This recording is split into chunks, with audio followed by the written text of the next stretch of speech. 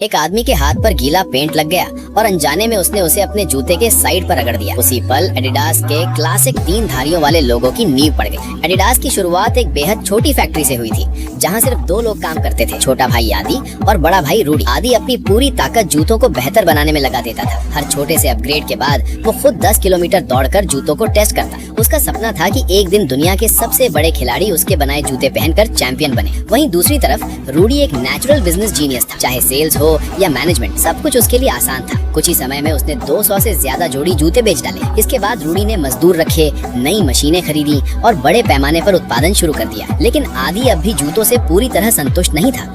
उसे लगता था कि जूतों का सोल बहुत सख्त है, इसलिए उसने फिर से अपग्रेड शुरू कर दिया। यहाँ तक कि उसने अपने भाई की कार के टायर तक उखाड़ लिए ताकि उनका इस्तेमाल कर सके। मगर इस बार नतीजा उल्टा निकला। बड़ी संख्या में जूते वापस आने लगे। ग्राहकों की शिकायत थी कि जूते बहुत जल्दी घिस जाते हैं। इस बात पर रूडी आग बबूला हो गया। उसने आदि पर आरोप लगाया कि वो ग्राहकों की जरूरत समझे बिना सिर्फ डिजाइन के पीछे भाग रहा है। मजबूरी में आदि को ये बात माननी पड़ी। जैसे जैसे कारोबार बढ़ा, उनका ब्रांड पूरे जर्मनी में मशहूर हो गया। ज्यादातर खिलाड़ी उनके जूते पहनने लगे। सालाना बिक्री 2 लाख जोड़ी पार कर गई और कंपनी इलाके की सबसे बड़ी फैक्ट्री बन गई। लेकिन इसी के साथ दोनों भाइयों के बीच मतभेद भी बढ़ने लगे। ओलंपिक नजदीक थे और अब सवाल था किन खिलाड़ियों को स्पॉन्सर किया जाए। यहीं से असली विवाद शुरू हुआ। रूडी चाहता था कि सिर्फ जर्मन खिलाड़ियों को जूते दिए जाए ताकि नाजी सरकार खुश रहे। उसे लगता था कि इससे कंपनी को ताकत मिलेगी। लेकिन आदि को राष्ट्रीयता से कोई मतलब नहीं था। वो सिर्फ सबसे बेहतरीन खिलाड़ी को जूते देना चाहता था, चाहे वो काला हो, जर्मन न हो या किसी भी देश का हो। बहस में रूडी ने आदि को जिद्दी कहा और आरोप लगाया कि वो सिर्फ नाम कमाना चाहता है, कंपनी के भविष्य की उसे परवाह नहीं। लेकिन आदि अपने सपने पर अड़ा रहा। वो ओलंपिक स्टेडियम पहुंचा